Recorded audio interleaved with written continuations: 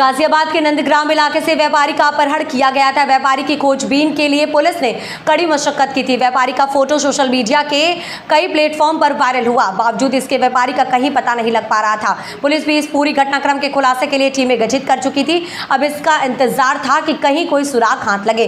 फिर जब गाजियाबाद पुलिस को जैसे ही सुराग हाथ लगा तो गाजियाबाद पुलिस पूरी तरह से एक्टिव मोड में आ गई और पुलिस ने इस अपहरण और इसके बाद हत्याकांड को अंजाम देने वाले 3 आरोपियों को गिरफ्तार किया। पूछताछ में आरोपियों ने मेरठ में जाकर व्यापारी की बॉडी को भी बरामद किया। पुलिस इस घटना में इस्तेमाल की गई कार और व्यापारी को बेहोश करने वाले उपकरण बरामद करना चाह रही है। तभी पुलिस पकड़े गए आरोपियों की निशानदेही पर इस घटना में इस्तेमाल की गई कार व अन्य सामान की बरामदगी के लिए आरोपी के द्वारा बताई गई जगह पर पहुंची।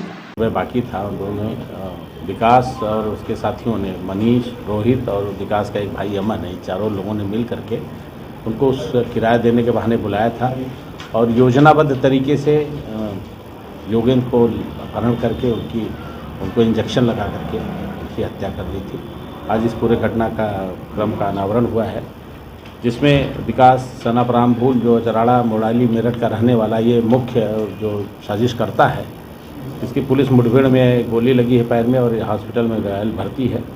मनीष और रोहित इसके जो साथी थे उनकी गिरफ्तारी हुई है। ये आपस में रिश्तेदार भी हैं और एक विकास का भाई अमन है जो कि अभी फरार है। इसकी तलाश में पुलिस की टीमें लगी हुई हैं और अभियुक्तों की गिरफ्तारी में जो घटना में प्रयुक्त स्विफ्ट डिजायर गाड़ी थी वो बरामद हुई है।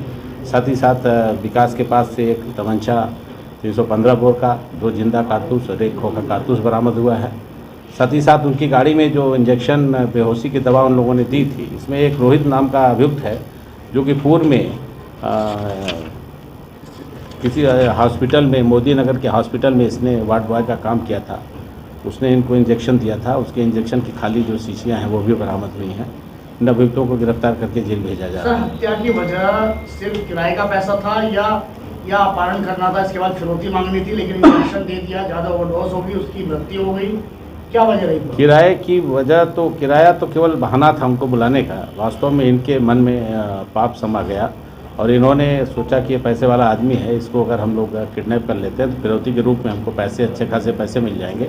इसलिए योजनाबद्ध तरीके से इन लोगों ने घटना कारित की और जो डोज था, एनेस्थीसिया का जो डोज था वो अधिक होने की वजह से ही उसकी मृत्यु हुई थी।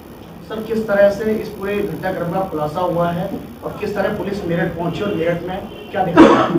पूरे घटनाक्रम में पुलिस ने सबसे पहले लोकेशन के आधार पर योगेंद्र की तलाश की तो और सीसीटीवी फुटेज के आधार पर योगेंद्र अपने सेंटर में जाता हुआ जो विकास को दिया था वहाँ पे दिखाई देता है। बाद में इन लोगों को संदेह के आधार पर बुलाया गया, उनसे पूछताछ की गई और कड़ाई से पूछताछ करने पर इन्होंने जुर्म इकबाल किया और इनकी निशानदेही पर, विकास, मनीष और रोहित की निशानदेही पर जो लाश इन्होंने छुपा रखी थी मिट्टी में दबा करके उसकी बरामदगी हुई है। साथ ही साथ उनकी निशानदेही पे कार की बरामदगी हुई है। एनकाउंटर सर किस तरह से हुआ? विकास की निशानदेही पर विकास ने कार जो छुपा करके रखी थी झाड़ियों में, उन्होंने बताया था कि विकास से पूछताछ पे कि कार जिस घटना में प्रयुक्त जो कार है इसको मैं बरामद करा सकता हूं। तो विकास को लेकर के पुलिस टीम गई थी करीब 7:30-8 बजे के करीब और वो वहाँ पर चाबी खोल करके जो छुपाया हुआ था ईंट के नीचे, चाबी खोल करके गाड़ी को खोला, उसमें से तमंचा लेकर के पुलिस पे जानलेवा हमला किया पुलिस पार्टी पर। तो पुलिस ने आत्मरक्षार्थ गोली चलाई थी जिससे उसके पैर में गोली लगी और घायल हुआ है। सर, ऐसे में कितनी बड़ी चुनौती रहती है कि अभियुक्त की निशानदेही पर आप गए और गाड़ी में से उसने वेपन निकाला, पुलिस पार्टी पर फायर किया, कितनी बड़ी चुनौती रहती है पुलिस के लिए? यह व्यक्ति पूर्व में अपराध में जेल गया था, 376 के मामले में जेल भी जा चुका है और एक निश्चित रूप से चुनौती थी। पुलिस के शाम का अंधेरा था, उसमें ऐसी उम्मीद नहीं थी कि पुलिस भी इस तरह की पार्टी पे फायर करेगा वो, लेकिन जो आपराधिक पृष्ठभूमि होने के नाते उसने इस तरह से घटनाकारी की।